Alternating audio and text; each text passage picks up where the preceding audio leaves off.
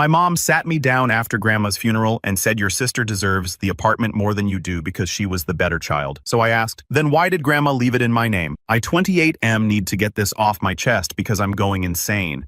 My parents have always favored my sister Jessica, 26F. I know that. But what's happening now is beyond anything I could have imagined. Last year, my grandmother Patricia passed away and left me her apartment in downtown. It's nothing fancy, but it's mine, legally and morally. My grandmother and I were close. I visited her every week, helped with groceries, took her to doctor appointments. Jessica visited maybe twice a year for major holidays. The apartment is worth about $180,000, which isn't huge money, but it's life-changing for someone like me who's been renting and struggling to save for a down payment. I work as a graphic designer, make decent money but nothing spectacular. Jessica is a marketing director at a tech company, pulls in six figures, drives a BMW, and lives in a luxury condo her boyfriend Michael helps pay for. Here's where it gets insane. 2 weeks after the funeral, my parents sat me down for what they called a family discussion. My dad, Richard, starts with, "Now, David, we need to talk about grandmother's apartment." I figured they wanted to discuss cleaning it out or something practical. Instead, my mom, Barbara, jumps in with, "We think Jessica should have the apartment. She's more successful. She'd make better use of it. And honestly, you've never been as responsible as she is." I sat there stunned. My dad nods along and adds, "Jessica has always been the achiever in the family. You're still figuring things out at 28. She deserves this more than you do." The kicker, they wanted me to sign the apartment over to Jessica for the good of the family. They said I should be happy to help my sister succeed further and that grandmother would have wanted the apartment to go to the child who could appreciate it most. I told them absolutely not. The apartment was left to me specifically. Grandmother made that choice deliberately. If she wanted Jessica to have it, she would have left it to Jessica. My parents got angry. Really angry. My mom said, "This is exactly why you'll never amount to anything, David. You're selfish and small-minded. Jessica would never hesitate to help family like this." My dad chimed in with his favorite comparison. "Look at your sister. She's successful. She's engaged to a doctor. She's making something of herself. What do you have to show for your life? Some freelance design work and a studio apartment." The conversation ended with them saying I had 1 week to think about what's right for the family and that they were disappointed but not surprised by my selfishness. I've been thinking about this nonstop my whole life. Everything I did was compared to Jessica. Better grades. Well, Jessica got accepted to a better college, got a promotion. Jessica just bought a new car, learned to cook. Jessica's boyfriend took her to Paris. I love my sister, but I'm tired of being the family disappointment just because I don't make as much money or live as flashy a lifestyle. The apartment represents security for me, something that's actually mine that I can build from. Am I crazy for refusing to sign over my inheritance? My parents are acting like I'm being unreasonable, but this feels like the final straw in a lifetime of favoritism. Update 1 to 6 weeks ago. The situation has escalated beyond what I thought possible. I need to update you all because I'm honestly questioning my own sanity at this point. After I refused to sign over the apartment, my parents went silent for about a week. I thought maybe they'd realized how ridiculous their request was. I was wrong. Last Sunday, I went to grandmother's apartment to continue sorting through her belongings. I've been taking my time with this process because it's emotional, and I wanted to be respectful of her memory. When I got there, I found Jessica inside with a measuring tape and notebook. "Oh, David. Perfect timing," she said, as if this was completely normal. "I'm just getting measurements for the renovation. Michael and I have some amazing ideas for this space." I stood there speechless as she continued measuring the living room. "We're thinking of knocking out this wall to create an open concept, and this kitchen is so outdated. We'll need to gut the whole thing. Jessica, what are you doing here? How did you even get in?" She held up a key. "Mom gave it to me. She said you were being difficult about the apartment situation, so they wanted me to start planning ahead. Don't worry, we'll make sure you're involved in the process." The casual way she said this floored me. They were all acting like the apartment transfer was a done deal, like my refusal was just a minor obstacle they needed to work around. "Jessica, I'm not signing over the apartment. This isn't your place to renovate." She looked genuinely confused. "David, be reasonable. Look at this place objectively. You can't afford to renovate it properly. You'd probably just rent it out or sell it for quick cash. Michael and I can turn this into something special. We have the vision and the resources. Grandmother left it to me." That should be the end of the conversation.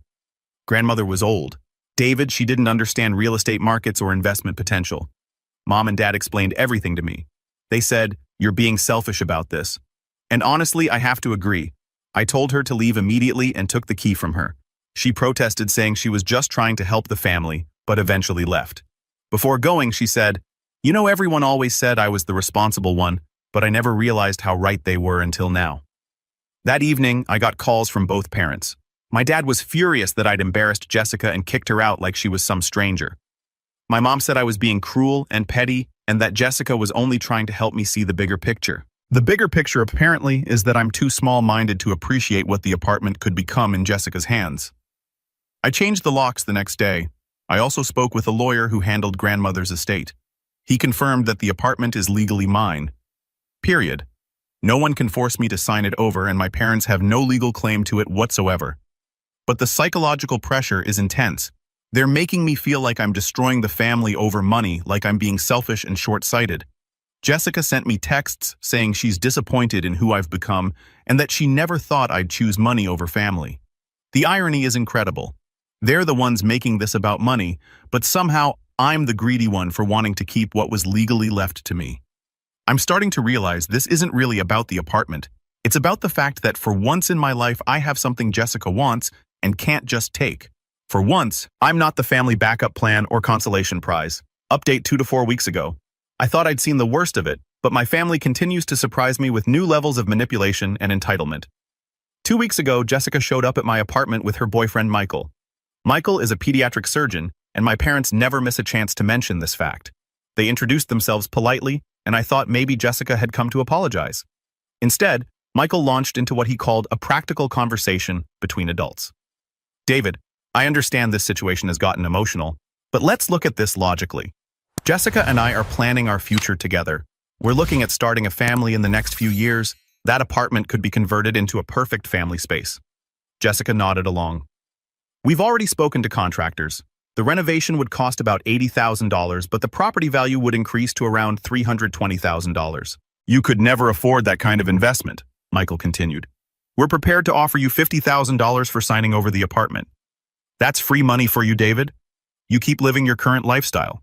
No changes, but you get $50,000 cash." I asked them if they were serious. They were basically offering me $50,000 for a property worth $180,000 that would become worth $320,000 after their renovations. "It's not just about current value," Jessica explained. "It's about potential. You'd probably just live there as is or rent it out for maybe $1,200 a month. We're talking about creating something beautiful, something that honors grandmother's memory properly." The conversation went on like this for an hour. They had spreadsheets, renovation plans, neighborhood development projections. They'd clearly put serious thought into this presentation. When I refused again, Michael's tone changed. "David, I'm trying to be respectful here, but you're not thinking clearly. This is a generous offer for someone in your position. When will you get another opportunity like this?" "My position?" I asked. "Let's be honest," Jessica said. "You're 28, you're single, you live in a studio apartment, your income is inconsistent. This apartment is probably the most valuable thing you'll ever own. We're offering to turn it into something that benefits everyone." Michael added, "Jessica's parents are concerned about your decision-making lately. They think you might be going through something emotionally that's affecting your judgment." That's when I realized this wasn't just Jessica and Michael's idea. My parents had clearly been feeding them information about my finances, my lifestyle, my emotional state. They'd turned this into a family intervention where I was the problem that needed solving. I told them to leave, but Jessica kept pushing. "David, why are you being so stubborn about this? You're hurting the whole family over an apartment you didn't even earn. Grandmother gave it to you out of pity, not because you deserved it." "Pity," I said. "Come on, David. Everyone knows you were grandmother's charity case. She felt sorry for you because you never got your life together like I did. She probably thought the apartment would force you to become more responsible." Michael looked uncomfortable at this point, but he didn't stop her. "The truth is, you're not equipped to handle this responsibility. Property ownership taxes, maintenance insurance. It's complicated. You'll probably mess it up and lose the apartment anyway. At least this way it stays in the family." After they left, I sat in my apartment feeling completely drained. The systematic way they dismissed my worth as a person, the casual cruelty of Jessica's comments about grandmother's pity, the condescending assumption that I couldn't handle basic adult responsibilities, it was overwhelming. But it also clarified something for me. This isn't about the apartment anymore. It's about my family's fundamental belief that I'm less deserving, less capable, and less important than Jessica. The apartment just made that belief impossible to ignore. I called the lawyer the next day and asked about getting a restraining order if the harassment continued. He said it probably wouldn't be necessary yet, but he documented everything in case we need it later. I also started seeing a therapist, not because my judgment is impaired like my parents apparently think, but because I need professional help processing a lifetime of psychological manipulation that I'm just now recognizing for what it is. Update 3 to 2 weeks ago. Last week, my parents ambushed me at my workplace. I work at a small design firm, and they showed up during lunch asking the receptionist to see me for a family emergency. When I came to the lobby, they were sitting there with a folder of papers and said we needed to talk immediately. My boss, James, was concerned about the emergency and let us use his office. My dad spread out the papers on James's desk. "David, we've been patient with you, but this has gone on long enough. We had lawyers draw up a transfer agreement. It's all here ready to sign." The papers were legitimate legal documents transferring ownership of the apartment to Jessica. They'd actually paid lawyers to draft this. "This is the fair solution," my mom said. "Jessica gets the apartment, you get $75,000 cash, and the family stays together. Everyone wins." They'd increased their offer to $75,000, which they seemed to think was incredibly generous. "We know you're struggling financially," my dad continued. "$75,000 is more money than you've ever had at one time. You could pay off your student loans, get a better car, maybe even put a down payment on a small place outside the city." My mom added, "Jessica deserves this apartment, David. She's accomplished, she's stable, she's building a real future. You're still trying to figure out what you want to be when you grow up." The fact that they did this at my workplace in front of my boss was deliberate. They wanted to create pressure, make me feel embarrassed, forced me to just sign to end the awkwardness. "I'm not signing anything," I said. "And I need you both to leave now." "David, be reasonable," my dad said. "Look around you. This is a small office. You're probably making $40,000 a year here. Jessica makes more than that in bonuses alone. She can actually afford to maintain the apartment properly." My boss, James, had been trying to stay out of it, but he finally spoke up. "Excuse me, but David is one of our most talented designers. His salary is his private business, but I can tell you he's valued here." My parents looked surprised that James had defended me. They're so used to everyone agreeing that Jessica is superior that pushback caught them off guard. My mom tried a different approach. "David, sweetie, we're worried about you. This obsession with keeping the apartment isn't healthy. It's causing stress in the family. It's affecting your relationships. Maybe you should talk to someone." "I am talking to someone," I said. "A therapist. She's helping me understand psychological manipulation and gaslighting." The room went quiet. My dad's face got red. "So now we're the bad parents because we want what's best for our children. You want what's best for Jessica," I corrected. "You always have." "That's not true," my mom said, but she couldn't look me in the eyes. "We love you both equally." "When was the last time you asked about my life without comparing it to Jessica's? When was the last time you celebrated something I accomplished without adding, 'But Jessica did X'?" They couldn't answer. "The apartment stays with me," I said. "Please leave." My dad gathered up the papers angrily. "Fine, David, but don't come crying to us when this decision ruins your life. And don't expect us to bail you out when you mess this up." "I wouldn't dream of it," I replied. After they left, James asked if I was okay. I explained the basic situation, and he was shocked. He said, "David, I've met your sister at company events. She seems nice enough, but she's not more capable than you are. Different career paths doesn't mean one person is worth more than another." It meant a lot to hear that from someone who knows both of us professionally. That evening, Jessica called me crying. She said Mom and Dad told her I'd been cruel and disrespectful to them and that I'd embarrassed the family at my workplace. "David, I don't understand why you're doing this. We used to be close. I feel like you hate me now." "I don't hate you, Jessica. But I'm tired of being treated like I'm less important than you are. Nobody treats you like that, Jessica. 3 hours ago, Mom told me I'm still trying to figure out what I want to be when I grow up. Yesterday you said grandmother gave me the apartment out of pity. Last month, Dad said I have nothing to show for my life. How is that not treating me like I'm less important?" She was quiet for a long time. Finally she said, "I never meant to hurt you. But David, you have to admit our lives are very different. I worked hard to get where I am. And I didn't. That's not what I meant." "Then what did you mean?" Another long pause. "I guess I meant that my hard work paid off more than yours did." There it was. The core belief that my family holds. Jessica's success makes her more deserving of good things. My different path makes me less worthy of respect, consideration, and inheritance. Jessica's grandmother left me the apartment because she wanted me to have it. That's the only reason that matters. But David, you could do so much with $75,000, and Michael and I would take such good care of the apartment. We'd make it beautiful. It's already beautiful to me because it was hers. She started crying harder. I feel like I'm losing my brother over money. You're not losing me over money, Jessica. You're losing me over the way I've been treated my entire life. The apartment just made it impossible to ignore anymore. The conversation ended with her saying she loved me, but didn't understand me. I told her I loved her too. But that love doesn't mean I have to accept being treated as lesser. Final update today. 3 days ago, my parents showed up at my apartment with Jessica, Michael, and another man I didn't recognize. When I opened the door, my dad pushed past me and said, "David, we're done playing games." The stranger introduced himself as Robert, their family lawyer. He had a briefcase full of documents and a notary stamp. "We're settling this today," my mom announced. She looked around grandmother's apartment with disgust. "Look at this place, David. You haven't done anything with it. There are still boxes everywhere. Nothing's been updated. You're wasting it." Robert opened his briefcase and spread papers across grandmother's dining table. "These are transfer documents updated with a final offer of $100,000 cash to David, with the apartment going to Jessica immediately." Jessica was holding a folder thick with renovation plans, paint samples, and furniture catalogs. "David, look what we could do with this space. It could be incredible." Michael added, "We've already put down deposits with contractors. The work could start next month." I stared at them all standing in grandmother's living room, treating her space like it was already theirs, making plans around me as if I wasn't there. "David," my dad said, "you're 28 years old with nothing to show for your life but this apartment you inherited. Jessica has built something real. She's earned the right to have nice things."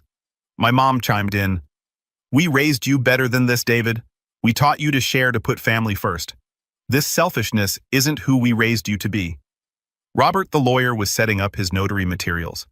"The papers are straightforward, David. You sign here, here, and here. We can have this finished in 10 minutes, and you can walk away with $100,000. I looked at Jessica, who was avoiding eye contact while flipping through her renovation plans. "Jessica, do you remember what grandmother used to say about this apartment?" She looked up annoyed.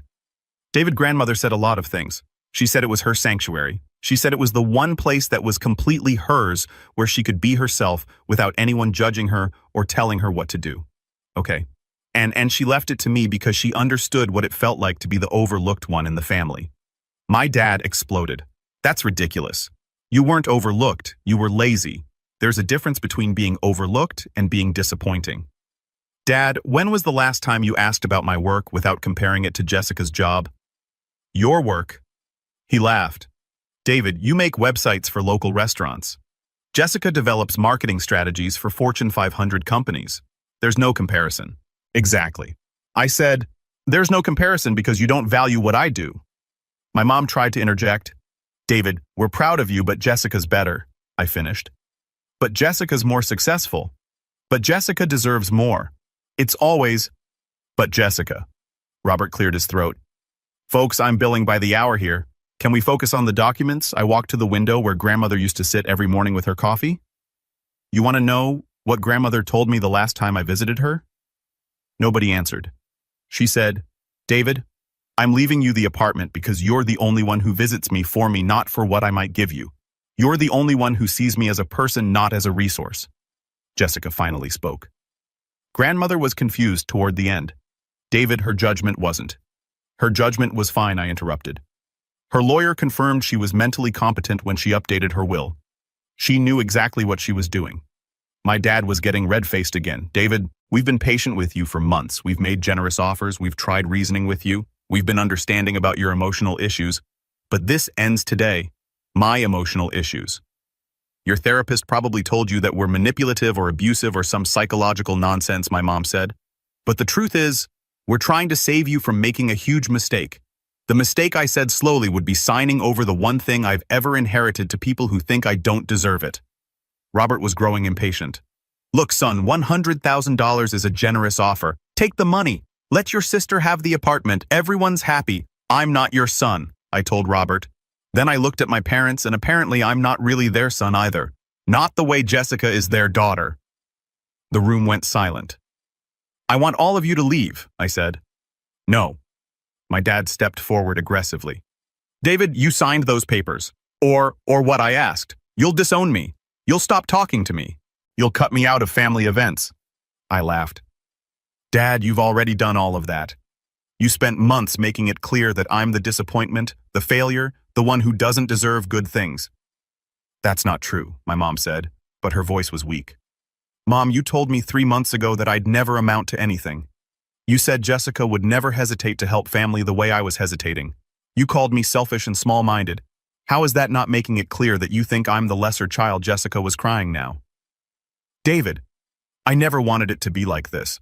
I thought it would be better for everyone if Michael and I had the apartment. Better for everyone except me. I said, you'd have $100,000, Jessica. The apartment is worth $180,000 now. And you're planning $80,000 in renovations that would make it worth $320,000. You're asking me to give up $140,000 minimum so you can have something nice. How is that fair? Michael spoke up for the first time. David, it's not just about money. It's about what we can do with the space. You're letting it sit empty while we could turn it into a home. It is a home, I said. It's my home now. My dad grabbed the papers from Robert. Fine, David. Keep the apartment, but don't expect any help from us when you mess this up. Don't expect us to be there when your freelance design work dries up and you can't afford the property taxes. I won't, I said. My mom was crying now too. David, you're tearing this family apart over money. No, I said. You tore this family apart the moment you decided Jessica deserved my inheritance more than I did. They all filed out slowly. Jessica was the last to leave. At the door, she turned back and said, I'm sorry it came to this, David. I really am. I'm sorry too. I told her I'm sorry it took me 28 years to realize how you all really see me. After they left, I sat in grandmother's chair by the window and cried. Not from sadness exactly, but from relief. For the first time in my life, I had stood up to them completely. I had refused to be the lesser child, the backup plan, the one who sacrifices for Jessica's benefit.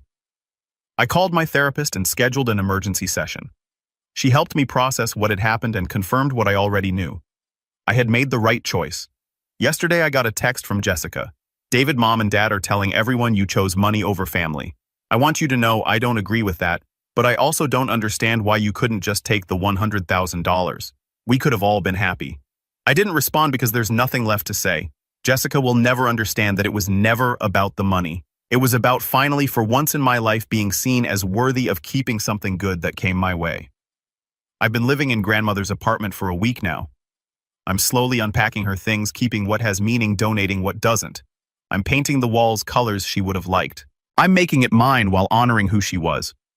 The apartment feels like home in a way nowhere else ever has. It's quiet, it's peaceful, and it's mine. Nobody can take it from me. Nobody can tell me I don't deserve it, and nobody can make me feel guilty for keeping it. My parents were wrong about one thing. I do have something to show for my life. I have self-respect, boundaries, and a beautiful apartment that my grandmother left me because she loved me and believed I deserved it. That's more than enough. Edit. A lot of people are asking about the $100,000 offer versus the apartment value. Yes, I know $100,000 is a lot of money, but the apartment is worth $180,000 now, and their planned renovations would make it worth $320,000.